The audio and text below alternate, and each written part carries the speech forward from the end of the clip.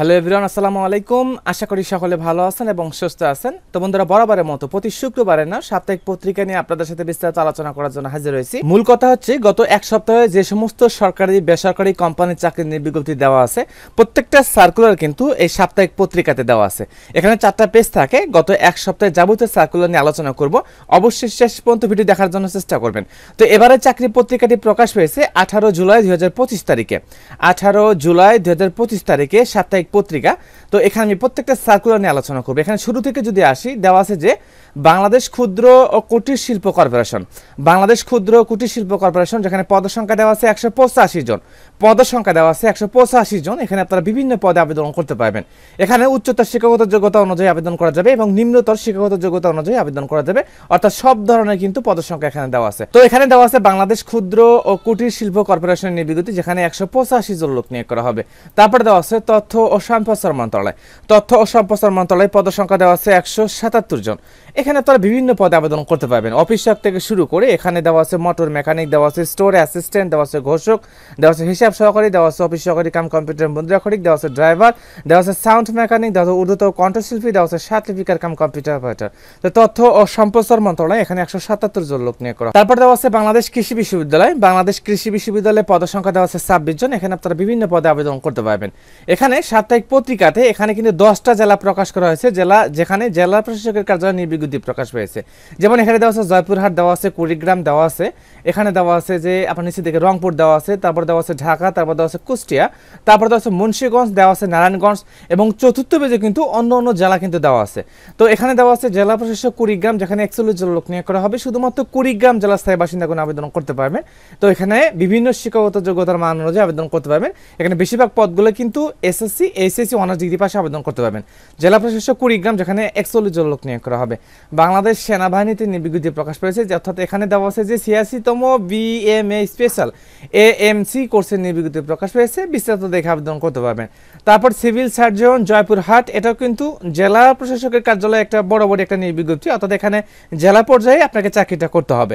Civil সার্জনের কার্যালয়, civil সার্জনের কার্যালয় জয়পুরহাট, এখানে পদসংখ্যা 75 জন দেওয়া আছে। বিশেষ করে এখানে দেখে নেবেন স্বাস্থ্য সহকারী পদে 58 জন লোক নিয়োগ করা হবে। এখানে ইন্টারমিডিয়েট পাশে আবেদন করতে পারবেন।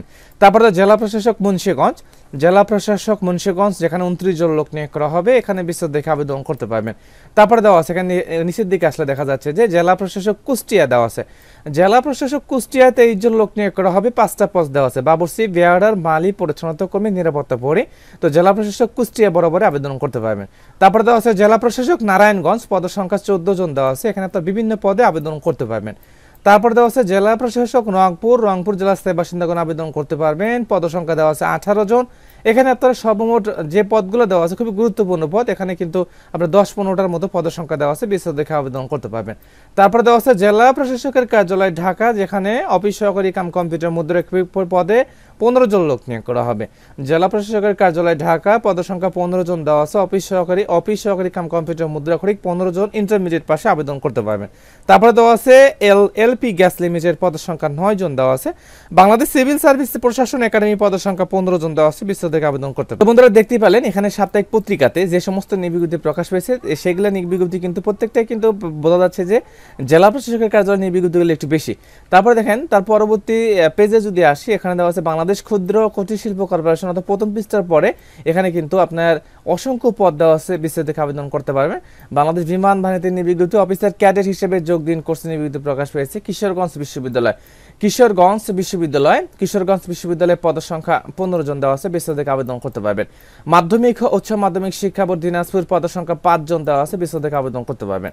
তারপর দেওয়া আছে president professor doctor Yasmuddin Ahmed residential model school and college, পদসংখ্যা 9 জন দেওয়া আছে। বিস্তারিত আবেদন করতে পারবেন। ধর্ম বিষয়ক মন্ত্রণালয়, পদসংখ্যা 5 জন দেওয়া আছে। বিস্তারিত আবেদন করতে পারবেন। যমুনা পেপার মিলস, পদসংখ্যা দেওয়া আছে 37 জন। বাংলাদেশ সেনাবাহিনীতে বিজ্ঞপ্তি, এখানে বিস্তারিত আবেদন করতে পারবেন। জেলা প্রশাসক পিরোজপুর দেওয়া আছে। এখানে কিন্তু আপনারা 3টা পদে আবেদন করতে পারবেন। দেখেন এখানেও কিন্তু জেলা প্রশাসক মানিকগঞ্জ দেওয়া আছে। জেলা প্রশাসক মানিকগঞ্জ, এখানে 4 জন লোক নিয়োগ করা হবে। জেলা প্রশাসক পিরোজপুর, এখানে 16 জন লোক নিয়োগ করা হবে। তারপরে এখানে প্রথম পৃষ্ঠা পরে দেওয়া আছে জেলা প্রশাসক কুড়িগ্রাম, 41 জন লোক নিয়োগ করা হবে। সিভিল সার্জনের কার্যালয়, এখানে দেওয়া আছে 75 জন। জয়পুরহাট দেওয়া আছে। জেলা প্রশাসক মুন্সিগঞ্জ দেওয়া আছে।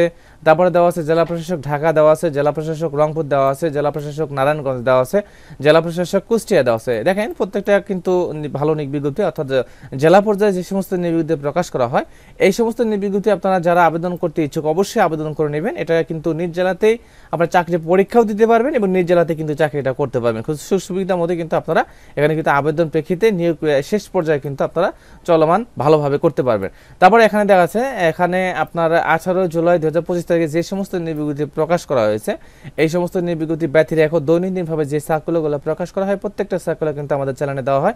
তো আমাদের চ্যানেলটি অবশ্যই সাবস্ক্রাইব করে রাখবেন এবং নোটিফিকেশন অন করে রাখবেন।